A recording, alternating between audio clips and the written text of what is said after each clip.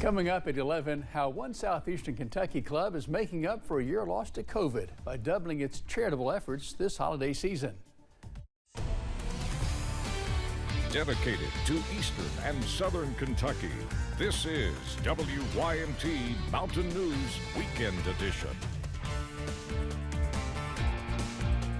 And good evening, I'm Jim Freeman. Thanks for joining us. During the holiday season, many charitable organizations will give food or Christmas gifts to families in need. But one southeastern Kentucky club found a way to combine both with an annual giveaway event focused on toys and turkeys. WYMT's Alyssa Williams spoke to members and volunteers with the TriState Bass Club about the event, which has an extra twist this year. After having to cancel last year's giveaway event due to COVID-19 restrictions, the TriState Bass Club of Harlan County is giving a little extra this year. So that's why we doubled down this year with turkeys and toys. Normally it's just toys, but this year we doubled down and got turkeys. While this year is a first for the expansion into food giveaways, it is the 10th year overall that the organization has hosted an event like this. There's no better feeling than giving. I mean, and we've been blessed to be able to do this now for 10 years, and as long as we're able to, we'll continue to do it. The club hosts several bass fishing tournaments throughout the year in order to raise funds for giveaway events like toys and turkeys. When someone comes through and you know them, in a small county like Harlan, and you actually know the family, and when you give that turkey and you know without that turkey they probably wouldn't have had one, it's a blessing. It really is. Whether they personally know those who are in need or have been the ones in need themselves, volunteers say they are happy to help their friends and neighbors in this way, at a time when many need it now more than ever. It just warms your heart knowing that you can give to people, and I mean, I've been in the same situation that I needed help. And to be able to be here and do that for other people is like, it's really, really a blessing. It really is. Helping to give back to the community, one toy and turkey at a time. In Harlan County, Alyssa Williams, WYMT Mountain News. President of the TriState Bass Club, David Enoch, says the support of the community organizations and businesses like Donald's Pharmacy is what helps make their giveaways, like toys and turkeys, a success. From toys and turkeys to tornado relief, members from the TriState Bass Club will be going to Western Kentucky to help those affected by the tornadoes that caused so much devastation earlier this month.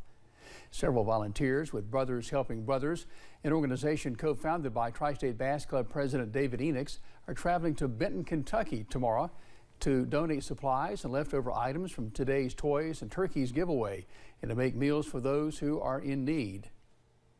I mean, it's all just been a blessing. I can't explain how good of a feeling it is to be able to just give back to those that are in need, knowing that God has blessed me and others with so much. Enoch adds that he is thankful for the community support he has received for both outreach projects, adding more community support means more help to those who need it most.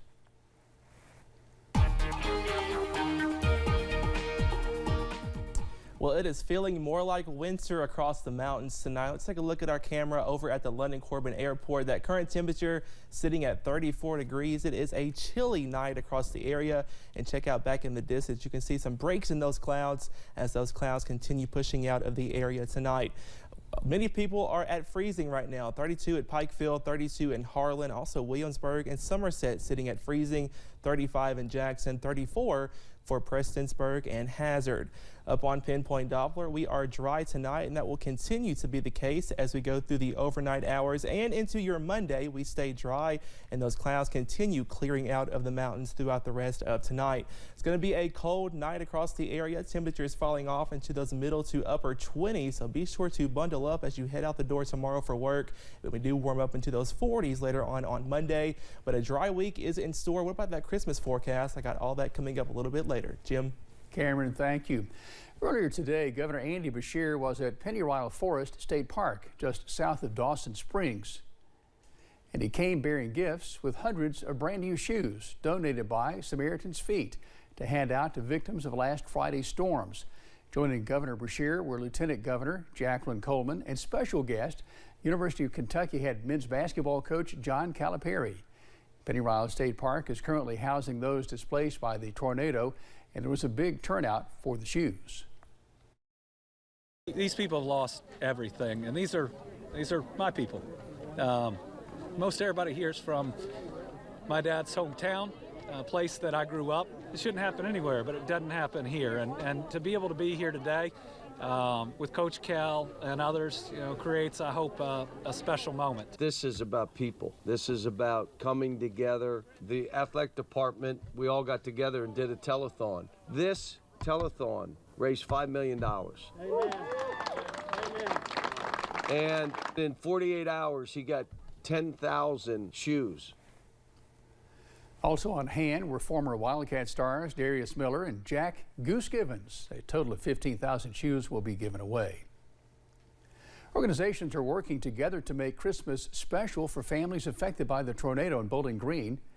Somebody Cares and Crisis Response International were at Walmart today to give out toys and provide lunch and hot chocolate for families still recovering from the damage. While their parents were given $100 each to shop for presents, groceries, and various other items they might need, children were in the garden center decorating cookies and meeting Santa. We respond to disasters, and what we noticed right away is obviously many of the children have been traumatized. Families are out of homes, livelihoods, cars, vehicles, and what we wanted to do is we just wanted to provide some normalcy for the children. For more information on both organizations and their community outreach efforts, you can visit this story on our website at WYMT.com. The city of Bowling Green is also working to help those families get the long-term help that they need. The old Sears building at Greenwood Mall has been turned into a FEMA registration and donation center. Victims of the recent tornadoes can come and pick up necessities like clothes and phone chargers, as well as receive assistance registering with FEMA for larger projects, no matter what kind of assistance you need. And that doesn't mean you have lost your house. That is obviously, please come if you have, but that's also you don't have electricity, you have lost your job. Any way that you were affected by the storm cell that came through, please come here, let us help you. Volunteers will be welcoming those affected by the tornado starting at 8 a.m. Monday morning. City officials say they're still in need of some items, including hair care for a variety of hair types, towels, batteries, and phone charging devices for those without power. The people of Clay County came together on Sunday afternoon to honor the life of Elmer Jr. Sparks, who was laid to rest. Sparks was the longtime fire chief for Big Creek Volunteer Fire and Rescue. Officials with the City of Manchester Fire Department originally reported Sparks' death in a Facebook post on December the 12th. The post read, quote, Chief Sparks, thank you for your service to Clay County. May you rest in peace. And we'll take it from here. Funeral arrangements have been made for 51-year-old Kelly Johnson, a Clay County Sheriff's deputy, after he died unexpectedly at his home yesterday. Johnson was a retired police officer for the Manchester City Police and a current school resource officer for the Clay County Sheriff's Office. Johnson's visitation will be held at 6 p.m. on Tuesday the 21st at Britton Funeral Home, with the funeral service following at 11 a.m. on December 22nd, also at Britton Funeral Home. As people head to find gifts for the holidays, some are gearing up for gatherings while others are opting out again this year. Jeremy Tom spoke to shoppers and a Lexington doctor about their thoughts on upcoming gatherings. Shoppers filled Lexington parking lots Sunday to search for the perfect holiday gift. The lines are really, really long. It's pretty packed. But some just hope that they can give out the items they've checked off their lists. And until the day of, you don't really know anymore, until the day of the event, if someone's going to be able to make it or not. Madison Sutton says her family had to cancel their Thanksgiving plans due to COVID. It's always a concern anymore because you never know, especially like with the new variant and everything, lots of things are changing. As Omicron starts to spread here in the Commonwealth, Lexington Dr. Ryan Stanton says it's another year where it's best to stay home for the holidays if you're feeling sick. Celebrate from afar and virtually if you're having any symptoms whatsoever. Dr. Stanton is hopeful that 2022 will bring better fortune with COVID, but says we're simply not there yet. Make common sense, good decisions over the holidays in terms of self-protection. Sutton and Jeremy Purdy will both have some family gathering this Christmas. Didn't really get to do any of that last year. And they say there's a big difference that makes them feel comfortable to do so this year. What is it about this year as opposed to last year that makes you feel a little bit more comfortable? The vaccine, of course, yeah. I'd say for everybody, the vaccine's a big part of it. Dr. Stanton says beyond the vaccine, it's important to continue masking, washing your hands, and cleaning surfaces. We first learned on Friday that the Omicron variant was detected here in the Commonwealth, and state press releases from across the country reveal that as of today, it has now been detected in at least 45 U.S. states, Puerto Rico, and Washington, D.C. With the Omicron variant quickly spreading, one health expert says there's a tsunami coming for unvaccinated Americans. Omicron is expected to surpass Delta to become the dominant variant in the U.S. in the coming weeks.